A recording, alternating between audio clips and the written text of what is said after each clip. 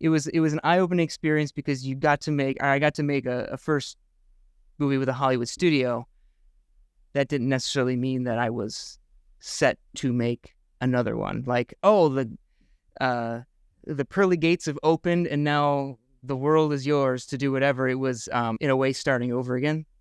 I felt like, in town here, I'd gotten to a point, like working at Undertone, which is a sound studio here for many years, then working at Make, doing commercials and PSAs and stuff, doing live action stuff at Make for about 3 years, and then going freelance for a little bit here. Like I'd worked my way up in town here because I was sort of, who was that? And then finally it was like, oh yeah, like this is Mike. And then you get into, you go and you start working the studios, and then you're a baby again. And you're like, who's this? Oh, he made a movie that's so adorable.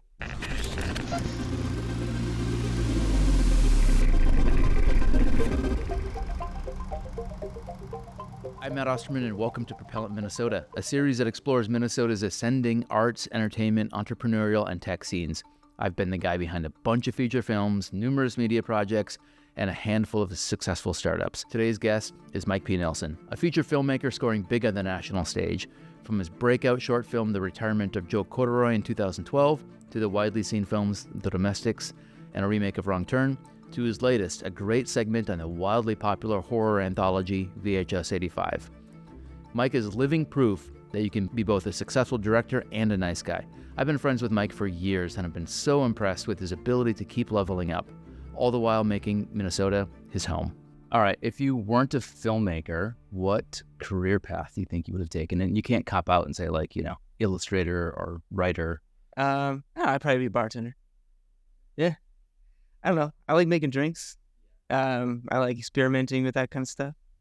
I think that'd be a lot of fun. Like either getting into some sort of like a dive that can just do simple things like crappy beer, but like has like the secret cool drinks that if you know how to what to ask for, like so cool. Lots of good conversations. That's what I mean. Like you gotta love good conversations with people. And I think I know your story, but for everybody else, you want to kind of give us the kind of the background of your origin story, so to speak, and how you kind of got into the filmmaking thing. Yeah. I mean, it starts off probably a little cliche, like just you're growing up and you're somewhere between 8 and 12 years old, and you get to start using your dad's shoulder rig video camera, and you start making your own movies. So I'd say it started there because that was one of my favorite things to do. And then I remember specifically growing up, like whenever it was my grandparents that I was asking this, like, what do you want to be when you grow up? Of course, this was like the late 80s, so this is post Top Gun. And I was like, I want to be an author or a jet pilot. Same. Like a lot of guys did. But it was over time. I always was into the arts. My parents were into the arts. My dad was a graphic designer and an illustrator. My mom was a teacher with a very strong background in the arts. And so that just kind of felt right. And that's kind of what I was always into. I was never the sports guy. Never really the numbers guy, but I like to read. I like to watch movies. I liked that kind of stuff. And so, yeah, then when I got into high school and started making more films with friends, it was just kind of that, I think this is what I want to do. And so we checked out the Minneapolis College of Art and Design. My parents and I did. We checked out a couple schools around the area because I wanted to stay here. Like I could have gone somewhere, but I was like, I don't know. And my dad went to MCAD as well for graphic design, illustration. And I really liked it. It just, at the time, like 2001, it still felt very like old school. Like you walked in the building, you still smelled photochemicals and They're made by hand. Yeah, there was still like film strips hanging in bins in the editing suites and like moviolas, and they were still using film cameras, and that was like a huge deal. It was like, oh my God.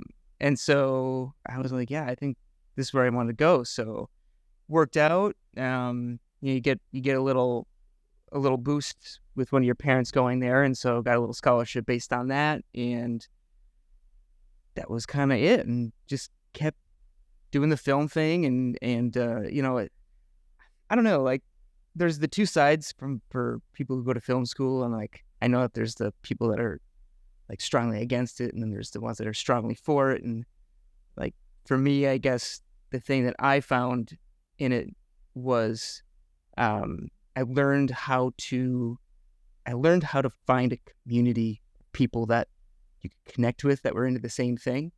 Because you grew up and you made friends, and a lot of the friends that you made it was like, because you happened to go to this church or you happened to go to this school. It was, you know what I mean?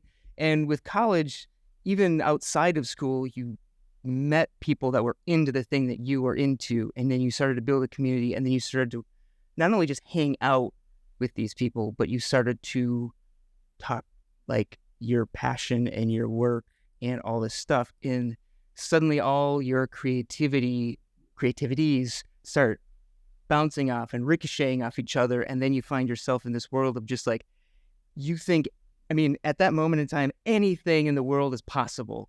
And even more so, like I said, even more so when you're with people of a like mind. And so that was huge for me. So it was like a good kick in the pants to just keep making, keep working, keep finding people that you like to be with, to make stuff with, who, we all want to help each other. And so that to me was the biggest learning thing. Large hadron collider for filmmakers. Yeah. Yeah. Throw them together and see what reactions you get. Or like mixing drinks, maybe, right? There's a little bit. Yeah. Also, like I met my wife at MCAD, so there was a lot of good things that happened. Stop there, and that would have been worth it, right? Exactly. So like MCAD was a very, very good thing for me, and it made me forget all about high school and junior high and all the shit that really didn't matter. And so that was cool. So that I was very fortunate. I feel very fortunate. But after college, that's when things got a little dicey, as they do for most people. It's because it's like, okay, well, I got a BFA in filmmaking.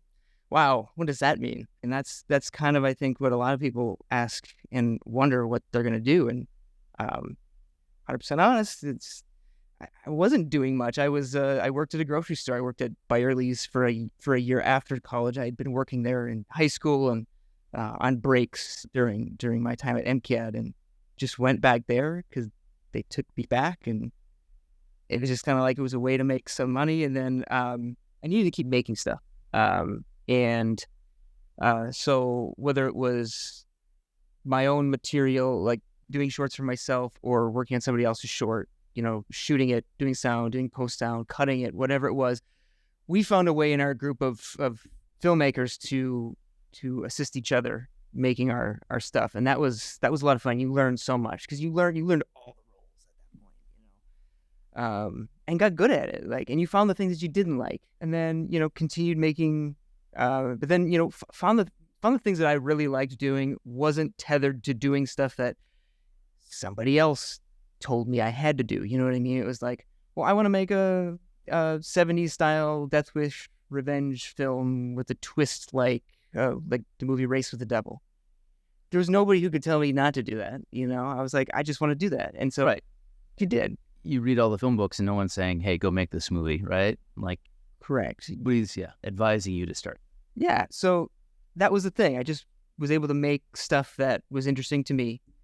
And that's, where you start to find your voice, and that's where people start to see your voice and your ideas and what's up here. And so that was, that was fun to discover that. And of course, then that stuff, I get another thing that I always say is just don't worry about people stealing your stuff. Just make something and put it up online. Festivals are great. Don't live and die by them. Put your stuff in the world for people to see. People look for stuff. Like you may do something that's like something else, and guess what? There's a whole group of people that are going to be looking for stuff like that. So your stuff will get seen. And it just so happened, like on Vimeo, I threw a movie up, and Joe Corduroy. this was the retirement of Joe Corduroy, which was really cool. This actually ties back into Minnesota. I got a state art sport grant to do that movie, which was really cool. And threw that out online, and one guy who's just a guy who's on Vimeo who saw it, sent the link to Todd Brown, who's at XYZ Films and at the time was running Twitch Film, sent the teaser that I made for it. Because that's the thing, like, you can do nerdy things like, oh yeah, I have a short film, but I'm going to make a teaser, and then I'm going to make a trailer, and then I'm going to make a documentary with like interviewing the producers and the DPs and the sound guy and even the gaffer. Like we had Doug Gander come in and talk. Like it didn't matter. You were just a nerd about making movies, and it didn't matter. You just did it. Yep. You didn't overthink it. Again, more advice that I need to start taking now. And so it was fun. And then Twitch loved it. Todd loved it. And suddenly he put the thing on the site. And then an agent from WME called me, and it was like, what's going on here? Like, What year was that? 2011, I think. Was when that all You know, started happening. Phasma Ex Machina, which was my first movie, came out as Ghost in the Machine. Yeah. We made that here too, kind of in a bubble. Nobody knew about it. Put the trailer online. I was editing it. Got tired of editing the feature, so I'm like, I'm going to do a trailer. Put the trailer out there. Similar thing happened, kind of blew up. I think it was Todd from Twitch that posted it too. Son of a gun. Yeah, and then XYZ ended up repping it. But yeah, it just goes to show, like, different time for sure too, right? There's less stuff out there, but it goes to show you have to throw yourself out there, and you can't put things on the hard drive and expect, the world to change for you, right? Correct. You cannot. You just have to keep moving. And anyways, but that got you a ton of attention, talking to WME. yeah, and then that guy, his name is Daniel Cohen, and he was just like, yeah, really liked what I saw, really interesting. What are you doing? What are you up to? He goes, well, let's just keep in touch. I was like, all right. And so for 4 years, I stayed in touch with him, and I think 2 or 3 of the 4 years that I stayed in touch with him, I made business trips to LA, just to meet up with him, just to keep that conversation going, just to make face, and just to be in contact with, so it wasn't over email the whole time, because that's important, right? Like, actual FaceTime, Yep. right? To show, like, connect on a human level. People will work for you and fight for you, right? Yep. But if you're this anonymous avatar online, it's true. No, it's very true. So yeah, did that, stayed on couches at friends' houses, and just, had coffees and lunches, and that was great. And then did this short called The Domestics, with an all Minnesota team here, and wanted to make it into a web series, and had it kind of all plotted out, and had shot the first, like, short part, or like the first episode, if you will. Like, again, that was kind of one of those, like, well, is this a short, or I know where I can take this. But I had about a feature's length worth of story. It just would have been like shooting like 10-minute shorts, and they all strung together somehow. And here we are back with, Todd Brown, and sending him stuff, and, oh, this is really cool. And that didn't end up panning out, but it did end up panning out with a producer that was from here, this Cameron Sarahi, who moved out to LA, who became friends with Kurt Johnstead, who wrote the movie 300, who then asked me, Mike, I'm out here in LA now, I'm trying to be a producer, do you have anything? And I'm like, well, I have this script that's sitting on my computer rotting, because there's nothing to do with it. Like, I'd written this script, and nobody was reading it, and I was like, yeah, I have this thing. Yeah, sure, here, I don't care, send it to anybody you want. At that point, it was like, I didn't have it registered at the WGA. I didn't do anything. It was just, I just need people to read my stuff. And I did, and got the attention of this Shannon Golding, who at the time was at Hollywood Gang. Hollywood Gang was the production company who did 300 with Kurt Johnson. Kurt Johnson, of course, read the script, gave it to Shannon. Shannon gave it to her people, and then it was a call that started off, do you want to develop this with us over the next few months? I was like, oh my God, yeah, that's great. And that's kind of what happened, and I was able to get some help from a local writer here as well, Winona Whelms, who such an amazing writer. And so I had never really written features before, so she gave me so much great insight, helped me with parts of the story, just like, you need this kind of thing, and really helped me out through that stuff. So I'm very thankful for that. And then it was just moving forward, getting the script to a spot that felt good, and then going out to LA, surreal moment, going out into the Warner Brothers lot, having that first meeting with Gianni, pitching your script, how much do you think you could do it for, how you see it. I remember very specifically, like, jumping up on one of the couches and like fake murdering somebody, like how I saw it, because like Gianni was very interested in, like, how are people going to die in this movie? Like this is going to be really bloody and violent. And I mean, this is the guy who made 300, so come on. And a very serious question, right? Like, and it matters. Yeah. So you talk about some of those sequences, and he's like, oh yeah. And then I remember at the end of it, it's just like, yep, I think I want to do this movie. And this, he lovely man, but like at the time, I remember being this intimidating man in this big white chair in this office, surrounded by, like, this is the guy who did From Dusk Till Dawn, 300 and Immortals and all this stuff. So he has all this like memorabilia behind him. He's got his arms crossed and I think I want to do this movie. I'll never forget that. And then was he petting a cat? No, Okay. no, that's the only thing that was missing. But yeah, I mean, and that's what's so great about that moment, was it turned into something far more, like, really cool relationship with him. And it's cool. He's kind of like that uncle when you go to LA. Mike, come on over. So it's fun to, like, that relationship stuck, and we're still able to hang out, and we even just did a script together. So that was a lot of fun as well. A couple years ago. So yeah, it was just, and that just after that, it just sort of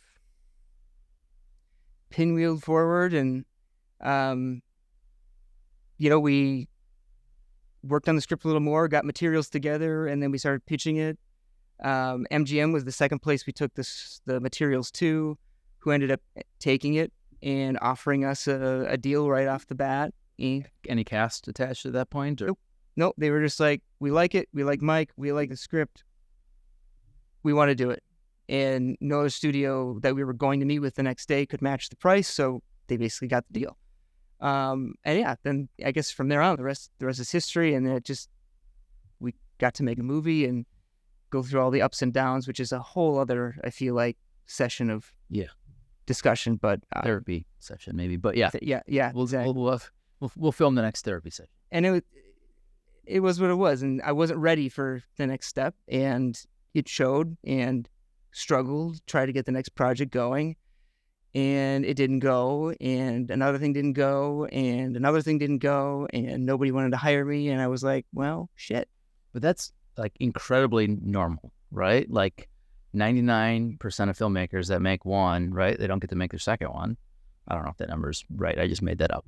So I think you're beating yourself up too much. It ended up turning out all right. And again, got the second one, got Wrong Turn, and that was an amazing experience. Of course, whenever you're making a movie, you're always going to have issues, but it was by far far easier. Like, it was almost like I went through the grinder with the one at MGM. And so then when you did Wrong Turn, sure, there was some moments, but it was like, this is fantastic. Like, we're all on the same page here for once, and we all are making the same movie, and everybody's, like, excited about this. And it was just a really it was simpler, and it was more enjoyable.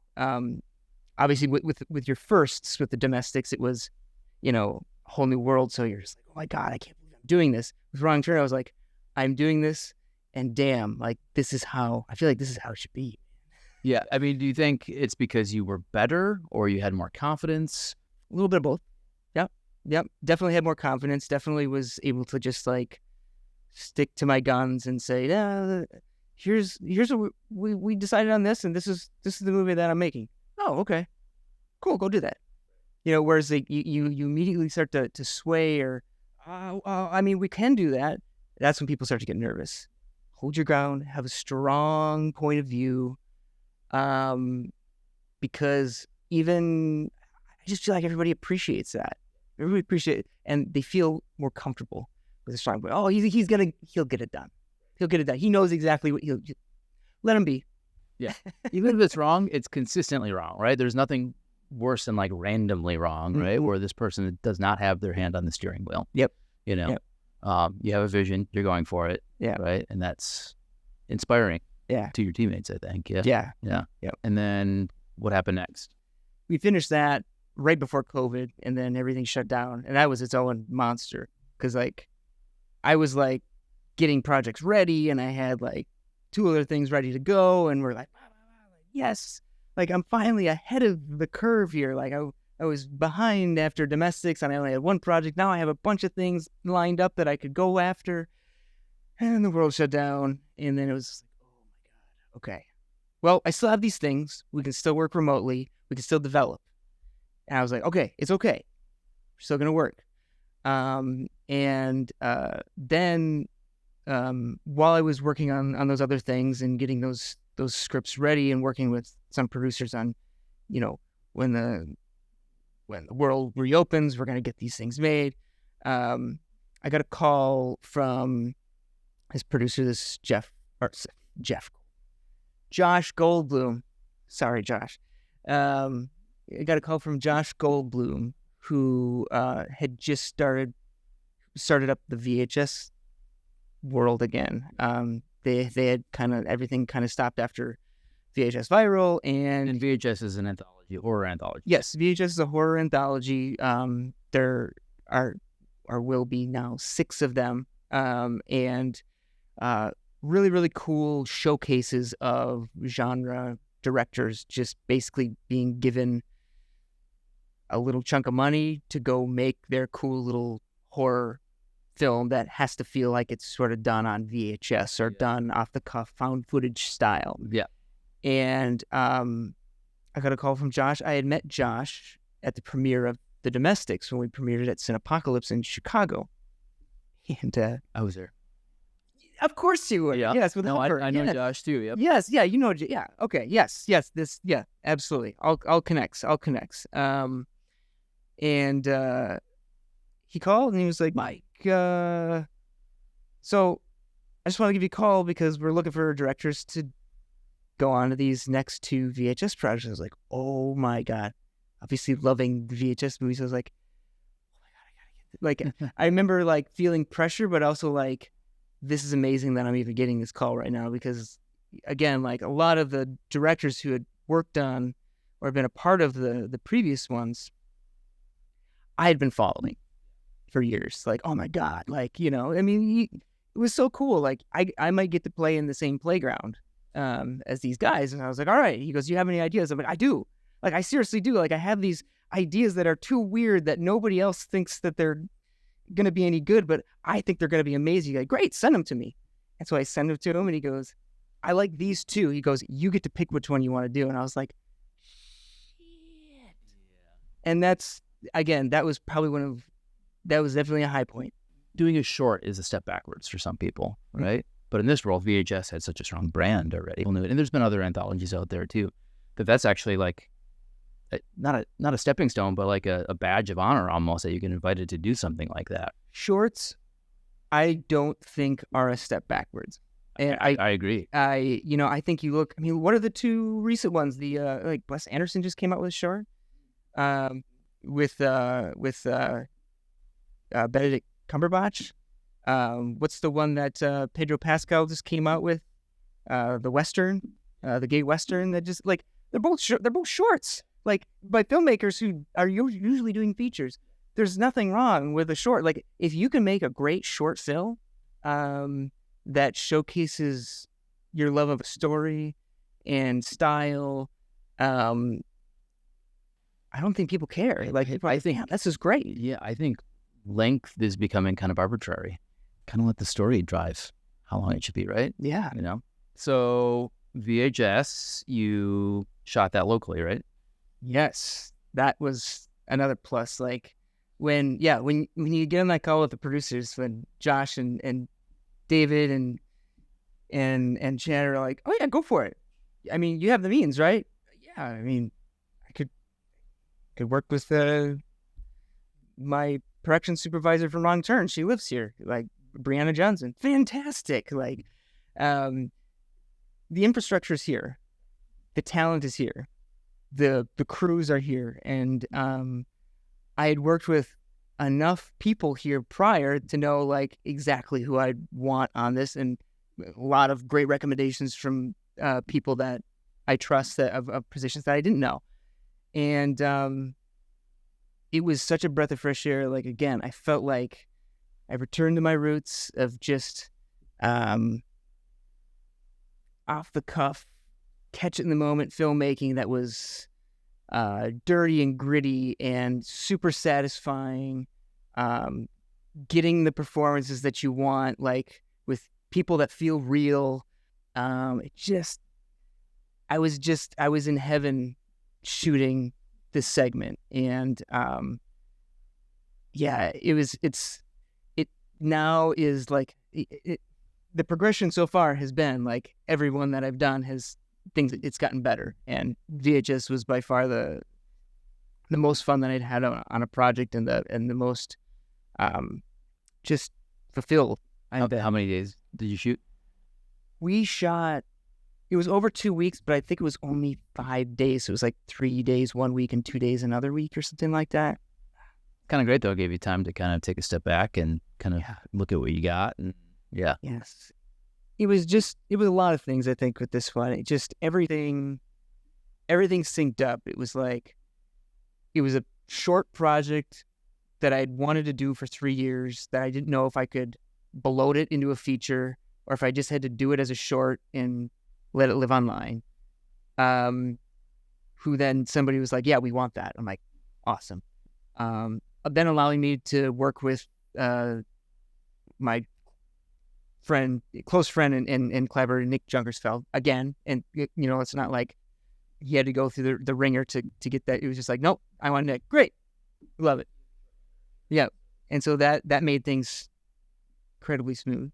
Got to work with casts that I had worked with before. Got to work with Amanda Day as our casting director. Like, so cool because she knows everybody. And so she knew, like, you could give her a description of like what you're looking for, and she gives you those people. She just knows. Yep. And every step along the way just flowed like strangely well. And I was like, when is the bad thing gonna happen? And it just never did. Like, and I'm still like, we're on our way to Fantastic Fest, or we will be, and screening it in Fantastic Fest, and I'm still waiting for, like, am I gonna get there and it's gonna suck, or what's the deal? I don't know. Like, it's just been kind of a dream come true to be a part of that. Well, I think you've built such a good reputation, and people want to work with you, so they will fight for you. I think that's a superpower that a lot of people have to understand, that, like, you finish, right? A lot of filmmakers start and they don't finish and they burn bridges. It's about the ego or whatever, but you've done this numerous times, and for the most part, I don't know all the stories, but you leave people pretty happy, or you work your ass off. Yeah. So I think, especially locally, people are willing to go to bat for you and make it work. So that's pretty awesome. I mean, we're making movies here. If we're not having fun, there's a problem. There's a big problem. So yeah, it's too difficult and doesn't pay enough to not have fun with it. Correct. Better career paths, right? Bartending, for example, might be make a killing. Yeah. I think the kind of the lesson of your story, if I can put it succinctly, is put yourself out there and don't wait for permission. No, don't wait for permission. And do you? I think I see a lot of films that happen. I don't know. The way that I feel about it sometimes, I'm just like, ooh, they are trying really hard to like get noticed. You will get noticed if you do you. Don't worry about trying to like make it because this is what this studio wants to see or this filmmaker wants to see or whatever. Like, just do your thing and do it the best you can, and somebody will notice because you'll lend something unique to it. If I was able to do that, then anybody can. And I say that with all seriousness. Like, you just have to follow your instincts and your point of view and try not to stray from that, and you'll be fine. Early in my career, I had do I move to LA or not? And I'm sure you've had those discussions, but my first manager is like, please don't. Like, you're going to come out here and your shit's going to end up smelling like everybody else's, right? Stay in Minnesota, do your thing there, and try not to like listen to too much of what the industry wants, right? Because your stuff just ends up being kind of the same. Have you found that to be true? Yeah, I mean, or do you think you've inoculated yourself enough where you could exist wholly creative in that environment? It wouldn't really matter. I like being here. Like, I don't know. Like, I think at one point there was sort of like I was always asked, "Are you coming out here? When are you coming out here? When are you making the move?" And I was just kept saying, "Well, I don't know if I'm going to." I mean, if I was spending over half of my time out there and then coming back here and kept coming back and forth, maybe there'd be a discussion. But I never had to, and was always able to like get on a plane and go out if I had to, take meetings. And there was like this other, when you say like, when people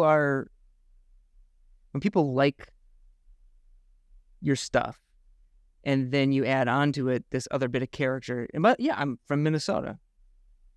Wait, is that really? You can do that? Yeah, you can do that. And I was like, yeah, I actually really like it. And I tell them one of the reasons why is because, like, first of all, I love living here. This is where I'm from. I love that my home is here. But I tell them, I'm like, it's also because I absolutely love LA. Is also why I live in Minnesota. Because I get to go to LA, hang out, and do all the fun stuff in like a week or two that I needed to, however long, and then I get to go back home and I get to have that experience as opposed to it just being my day to day. It keeps LA, for me, it keeps it fresh, it keeps it exciting, and I really, really like where I like keeping it there. Yeah. No, I'm the same. Like, when I go out, there's still that movie magic thing that kind of exists for me. Like, this is where cinema was kind of created. So I get excited to go out there. If I lived there all the time, that would probably go away, right? Like, you wouldn't have that. Yeah. Have that feeling anymore. So, yeah, I can totally vibe with that. Tell me, since we're on the subject, tell me a little bit more about like Minnesota and the cool thing we kind of got going on here right now, or ways that we can improve. Like, kind of give us your general temperature. We have really incredible talent here. Like I said, like whether it's in front or behind camera, I think that it'd be great to see.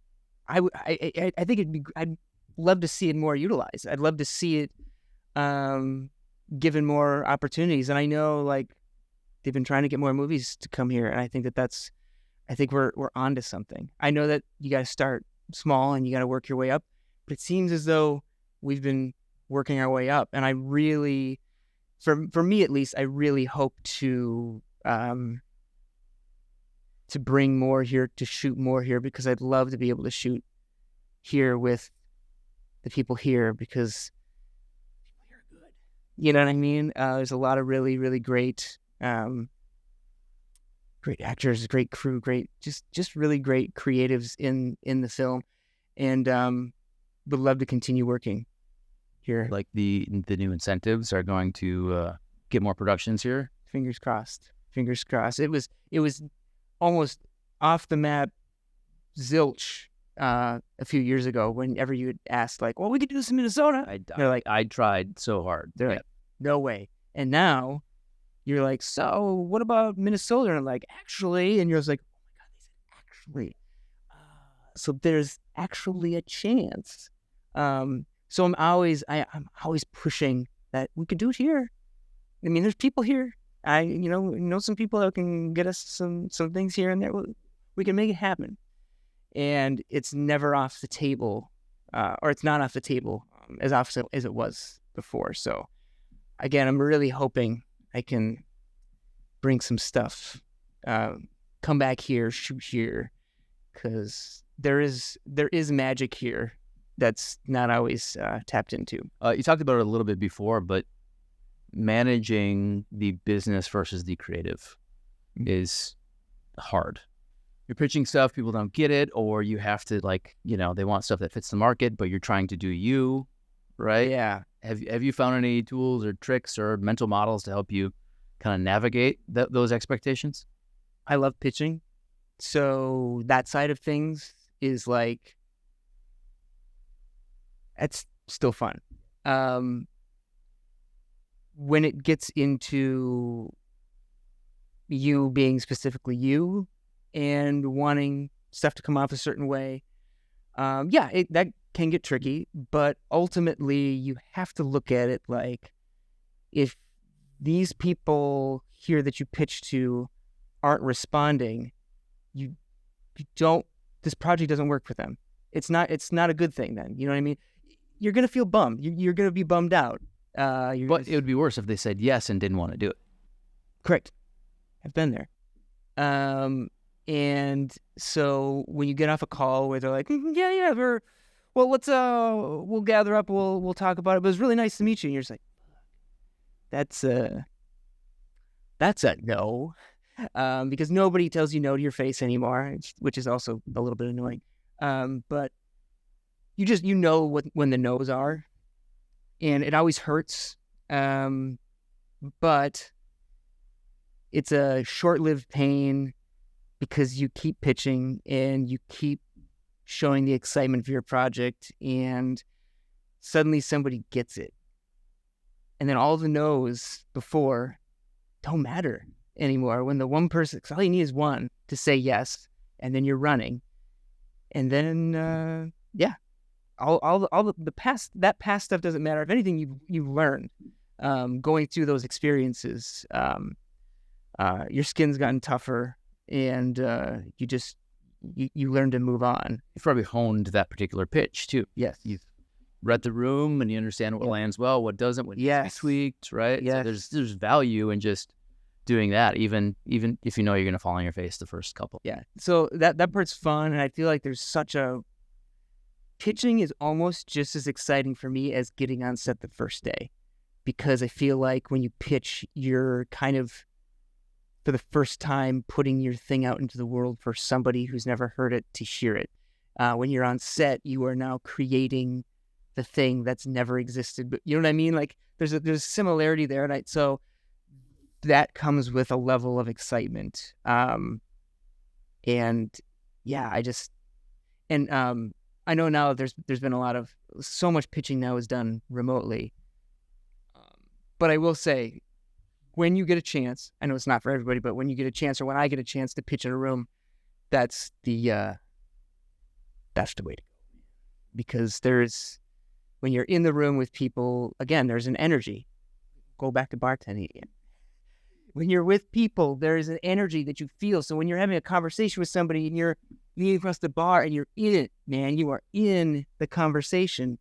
It's the same thing in a pitch. You are across from one person to 9 people, and you're getting into the story, and you're pulling them in, and you're looking at all their expressions, and you're reading them, and you know like what you got to do to then go boom, and they're like, whoa, and you see everybody react, and it's such an amazing feeling because you are ultimately, it's caveman. You're around a campfire telling a freaking story, and it's like it's the most primitive form of exciting storytelling that hopefully gets that side of the table to be like, yes, this guy, Any myths about directing, or is there anything that stands out to you about your chosen career path that people don't quite understand? You don't have to be an asshole. Surprising how many people, it's weird. So first of all, for some reason, a lot of directors don't talk to a lot of directors, and you also, as a director, don't get to see a lot of directors direct because you are the director. So you're not like going to other directors' sets and like observing, or actors and DPs and crew people probably understand how other directors work more than I do. And directors are often the least experienced person on a set too, right? Because Yep. these crews and cast are working all year round oftentimes, and the director gets one every couple of years, right? So they get to see everybody, but directors do not. Yes. I would say that, I think that there's this stigma behind a director a lot of times. Not everybody, because obviously there's some incredibly warm individuals out there who direct and that make incredible work. But I find myself hearing more horror stories of people on crews talking about directors in this very negative way to get what they want. And I've never found on any set that I've run that being a jerk works. It never ends up paying off. Have I lost it a couple times? Yeah, sure, you do. I mean, it's like if you went to the office and you had a day where nothing was going right. You're just like, son of a, here's what we have to do. You know what I mean? But I never let that. You can't let that become a virus on your set. And I found that the more that you can create this sort of camp, family dynamic, or this fun, exciting experience for your crew, to treat everybody with respect, to not know everything. Heads of department, HODs, I feel like when working with a director, like there's plenty of stuff that I know exactly how I want it to be.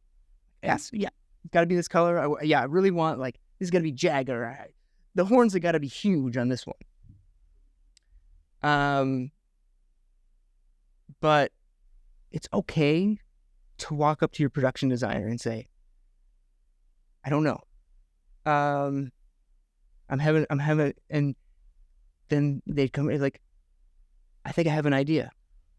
Let them go. That's why you hired them, man. Because like they want to be here to do their craft, to explore their creativity, their art, just as much as you are as a director. So like to give them that sort of like, just go for it. I don't know what this should look like. Let's just see.